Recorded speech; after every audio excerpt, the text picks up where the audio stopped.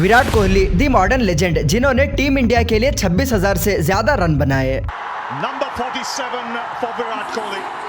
जिनके नाम 80 सेंचुरीज हैं और जिन्हें किंग ऑफ क्रिकेट कहा जाता है। विराट कोहली पिछले एक डिकेड से वर्ल्ड क्रिकेट पर राज कर रहे हैं और इंडियन टीम को सर्व कर रहे हैं। जिस तरह विराट कोहली टीम इंडिया के लिए एक इम्पोर्टेंट पार्ट है, ठीक उसी तरह ये अपने फ्रेंचाइज आरसीबी के लिए भी एक बहुत ही बड़े एक्स फैक्टर हैं। विराट आईपीएल में सबसे ज्यादा रन बनाने वाले प्लेयर हैं, जिन्होंने अपने पूरे आईपीएल करियर में 8,000 से ज्यादा रन बनाए हैं। कोहली के अलावा रोहित शर्मा, सुरेश रैना, केएल राहुल एंड जसप्रीत बुमराह वो प्लेयर्स हैं जिन्होंने आईपीएल के साथ साथ इंटरनेशनल में भी काफी फोड़ा है। इन सभी प्लेयर्स का परफॉर्मेंस जितना अच्छा अपनी फ्रेंचाइज के लिए था, उससे अच्छा इन्होंने टीम इंडिया के लिए T20 में परफॉर्म करा। लेकिन क्या सभी आईपीएल के लेजेंड्स इंटरनेशनल में जाकर वहां पर बड़े स्टेज पर परफॉर्म कर पाते हैं? Obviously not. तो आज हम बात करेंगे कुछ ऐसे ही आईपीएल के प्लेयर्स के बारे में जो कि आईपीएल में तो खूब चमके, पर इंटरनेशनल में जाते ही वो बुरी तरह फुस हो गए।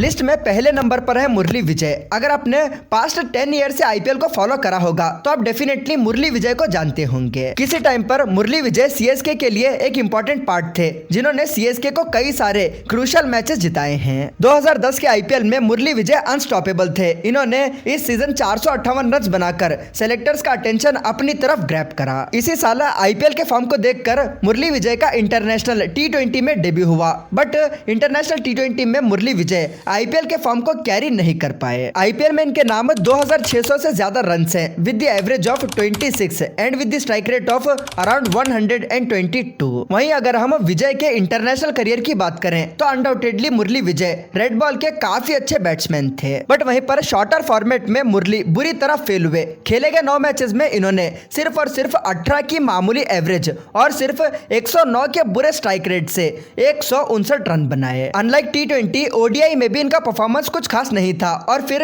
टेस्ट में भी बुरे फॉर्म के चलते इन्हें टीम इंडिया से फाइनली ड्रॉप कर दिया गया। नेक्स्ट जिस प्लेयर की बात करने वाला हूं वो थे तो काफी टैलेंटेड एंड उनके अंदर इंडिया के one of the best batsman बनने का पोटेंशियल था। मैं बात कर रहा हूं रॉबिन उथप्पा की, जिन्हें एक टाइम पर टीम इंडिया के नेक्स्ट फ्यूचर स्टार के तौर पर देखा जाता था। 2007 T20 वर्ल्ड कप में रॉबिन को खेलने का मौका मिला। इन्होंने उस वर्ल्ड कप में कुछ एक्स्ट्रा ऑर्डिनरी परफॉर्म तो नहीं करा, पर अपने आप को प्रूफ करके एक डिसेंट सी परफॉर्मेंस करी। रॉबिन का पूरा करियर बिल्कुल एक रोलर कोस्टर की तरह था, कभी बहुत ही ज्यादा ऊपर तो कभी बहुत ही ज्यादा नीचे। जिस टाइम पर इन्होंने टीम इंडिया के लिए डेब्यू किया था उस वक्त ऑलरेडी युवराज सिंह, गौतम गंभीर और सहवाग के बीच काफी कंपटीशन था। इन सभी प्लेयर्स के बीच कंपटीशन के चलते कहीं ना कहीं इनके परफॉर्मेंस को थोड़ा बहुत तो नेगोशिएट किया गया। आईपीएल में खेले गए 197 इनिंग्स में रॉबिन ने लगभग 130 के अमेजिंग स्ट्राइक रेट से ऑलमोस्ट 5,000 रन बनाए, जबकि दूसरी तरफ इनके इंटरनेशनल स्टैट्स इनके इस टैलेंट को बिल्कुल भी जस्टिस नहीं देते। खेले गए 13 मैचेस में रॉबिन ने सिर्फ 25 की मामूली एवरेज और सिर्फ 118 के सिंपल स्ट्राइक रेट से 250 रन बनाए। नेक्स्ट आते हैं मोहम्मद शमी। अब शमी का नाम सुनते ही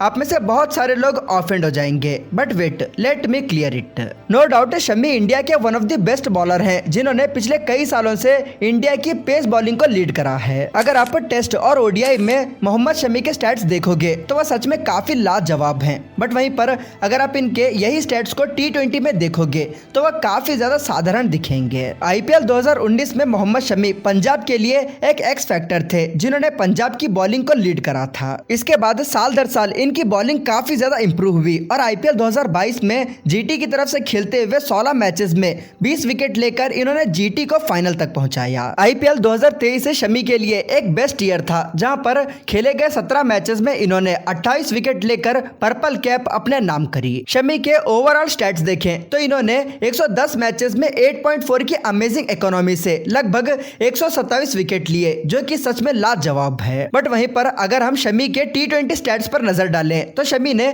खेले गए 23 मैचेस में सिर्फ 24 विकेट लिए। आई नो कि ये स्टैट्स उतने भी ज्यादा बुरे नहीं हैं, बट अगर हम शमी जैसे लेजेंड को देखें तो ये स्टैट उनके आगे काफी फीके लगते हैं। ये तो हुई एक बॉलर की बात, बट नेक्स्ट हम जिस प्लेयर की बात करने वाले हैं वो तो एक टाइम पर टीम इंडिया इंडिया के कैप्टन थे। मैं बात कर रहा हूँ अजिंक्य रहाणे की, जिन्होंने रेड बॉल में टीम इंडिया के लिए काफी कंट्रीब्यूट करा। आईपीएल में भी अर्जुन ने अपने टैलेंट को शोकेस करते हुए 185 मैचेस में 30 की बेस्ट एवरेज के साथ 4600 से ज्यादा रन बनाए। 2012 से 2019 तक अजिंक्य रहाणे राजस्थान रॉयल्स की बैटिंग का एक अहम हिस्सा रहे और 2 सीजन्स तो इन्होंने इस टीम की कमान भी संभाली है। रहाणे राजस्थान रॉयल्स के लिए सबसे ज्यादा रन बनाने वाले प्लेयर्स में सेकंड नंबर पर हैं। आईपीएल के अच्छे परफॉर्मेंस के बाद अजिंक्य रहाणे को T20 में डेब्यू करने का मौका मिला, लेकिन वहां पर वो आईपीएल की तरह कुछ खास कर नहीं पाए। रहाणे प्लेड 20 T20 मैचेस, जहां पर सिर्फ 20 की मामूली एवरेज और लगभग 113 के सिंपल स्ट्राइक रेट से इन्होंने मात्र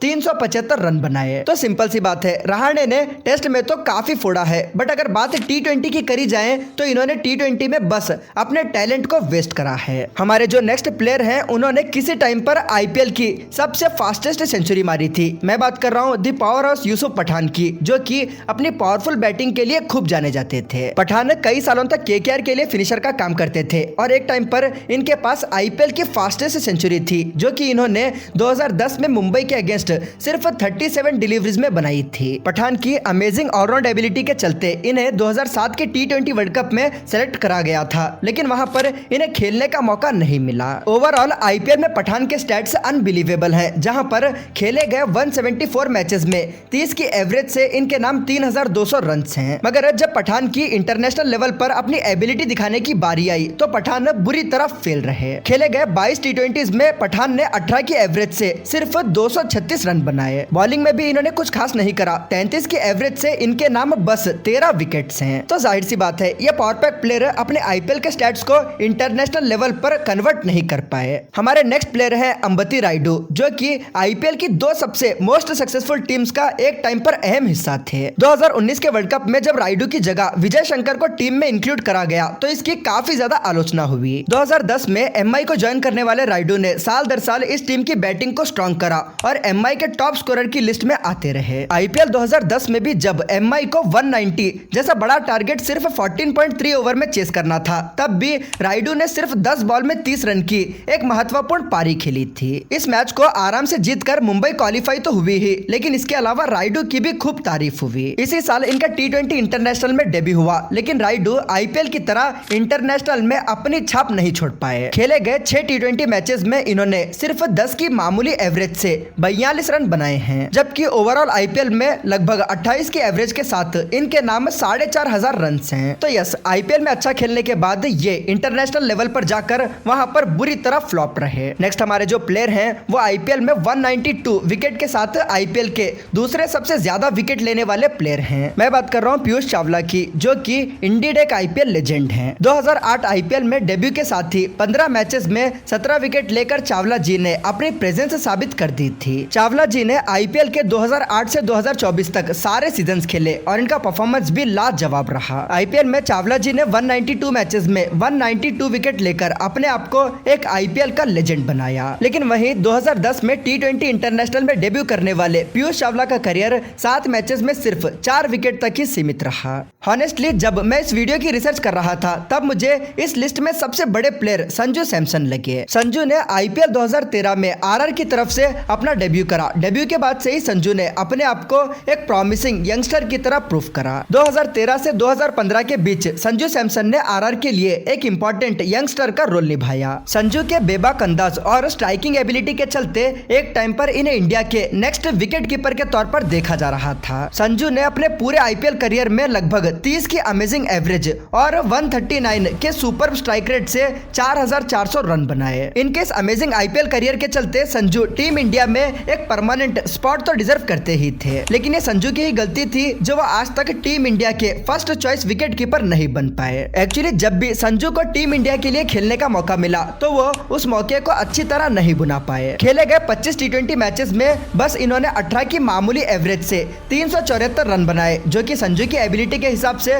बहुत ही ज्यादा नॉर्मल हैं। संजू धीरे धीरे बेटर परफॉर्म कर रहे हैं एंड आई होप कि आने वाले टाइम पर ये इंडियन टीम के एक रेगुलर मेंबर तो बन ही जाएं। एनीवेज ये मेरे प्लेयर्स की लिस्ट थी। अगर मैंने इस लिस्ट में किसी को मिस करा है तो आप मुझे कमेंट करके बता सकते हो। अगर पाकिस्तान के डाउनफॉल पर वीडियो देखनी है तो इस वीडियो पर क्लिक करो और अगर श्रीलंका के डाउनफॉल पर वीडियो देखनी है तो इस वीडियो पर क्लिक करो। Thanks for watching.